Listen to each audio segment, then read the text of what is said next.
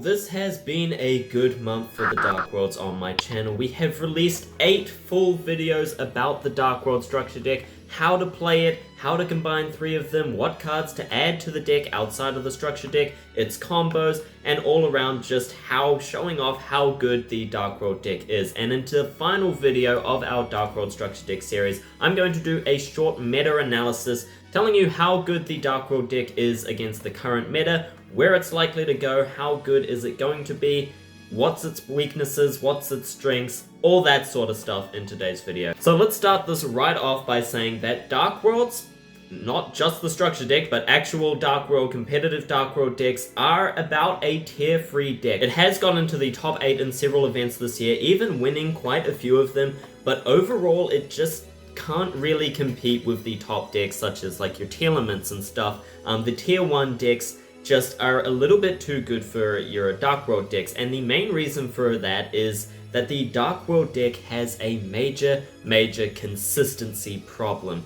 The problem is that without Genta, if Genta isn't in your starting hand, or at least your gates of Dark World, but mainly your Genta, even with your gates, without Genta, your Dark World deck can't really do much. I mean, if you saw my Dark World combo video deck, it wasn't that long because there was only one combo. It was just Genta and Rainbow. That is the only opening combo that you really have with the Dark Worlds. There are some additions that you can add to improve that, to improve consistency, and to give you like maybe 1 or 2 other openings, but really without Genta in your hand, there's not going to be a whole lot that you can do with your Dark World deck. And even when you do have Genta, which isn't that unlikely, the end board is a little bit lacking. The cards that you end up with, while very powerful in terms of attacks, can easily get a board full of boss monsters, but if you're only running just 3 copies of the structure deck, best you're going to get is 1 negate, that being from your Grapha, which does get off Silver's effect, which is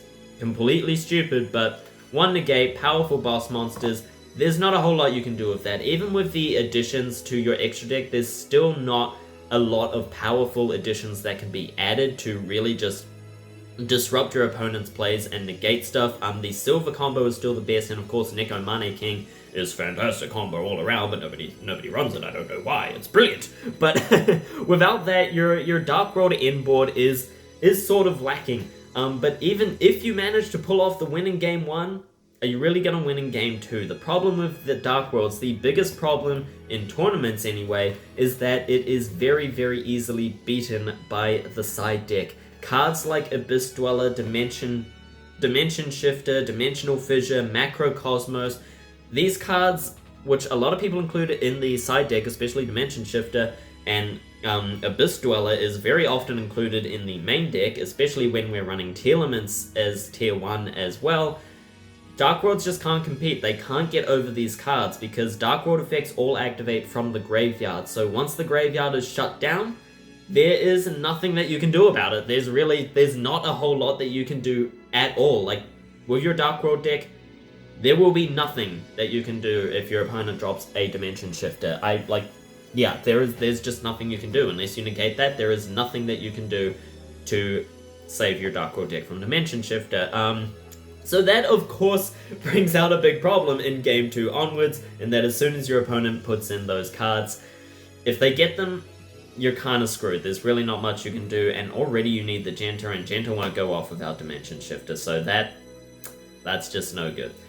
So overall, Dark Worlds, do they have any hope? You know, is there any hope for Dark Worlds? The answer is yes. Dark Worlds could easily become at least tier 2 with either a ban list hit on the counters, such as like, you know, limiting Macrocosmos again. Please do not do that. I love Macro so much. Or limiting like Dimension Shifter, hitting Abyss Dweller maybe. Stuff like that to get rid of its counters are probably the best way for Dark Worlds to come out on top. Though I don't see that happening anytime soon because with Telements topping, people are really going to need those counters to Telements, and the counters to Telements also counting your Dark World. So that's probably not going to happen anytime soon, but the other option is for the release of Dark Corridor. The release of Dark Corridor will majorly increase the consistency of your Dark World deck. Running 3 of those will allow you to very easily open with your Genta. If you open with Dark Corridor or with Genta, that's another starter card. Then you'll have 6 cards that you can start your Dark World plays in, which will massively increase the consistency of your Dark World deck, and that is ultimately the main problem of the deck, is that consistency problem. The consistency problem with the Dark World deck is just the fact that half the deck is enablers and half of the deck is cards that need to be enabled. So what I mean by that is that half of your deck is going to discard stuff and the other half needs to be discarded or it can't do anything. So without both of those in your hand, if you have a full hand of discards or a full hand of cards that need to be discarded, then there's not going to be a whole lot that you can do, and that is the big problem with Dark World. So without that consistency fix, without hitting the ban list or getting Dark Corridor, your Dark Worlds are probably going to be stuck at tier 3. They can definitely do a hell of a lot. You can win at your locals, definitely, maybe even win regionals, but for World Championships, I don't think they're going to be winning anytime soon, at least until Dark Corridor comes in, and even then, they can be hit down pretty easily by, of course, the side decking, but they do definitely stand much more of a chance after that. So thank you very much for watching. I know this was a bit of a short video, but it was just a very quick meta-analysis. There's not much else to say. Dark Worlds have a consistency problem. Once that's solved, they should get a whole lot better. But overall, definitely not a bad deck. And who knows, maybe one day, Neko Mane King will win the World Championship. If you have any questions or comments, please do comment them down below. Feel free to chat with me personally on Discord. Link at the bottom of the description.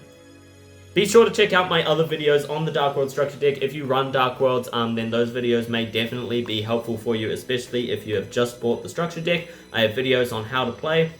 I have videos on how to combine 3 of them. I have videos on what to add to them, and of course a video on the main combo of the deck. So be sure to check those out by clicking the card above or the card at the end screen, the playlist, and thank you all so very much for watching. Right now, at the moment, we are also going into the Trap Trick structure deck, so if you're interested in Trap Tricks, then be sure to subscribe for those videos as well. Thank you all so very much for watching. My name has been Sin Cara, and until next time, see ya.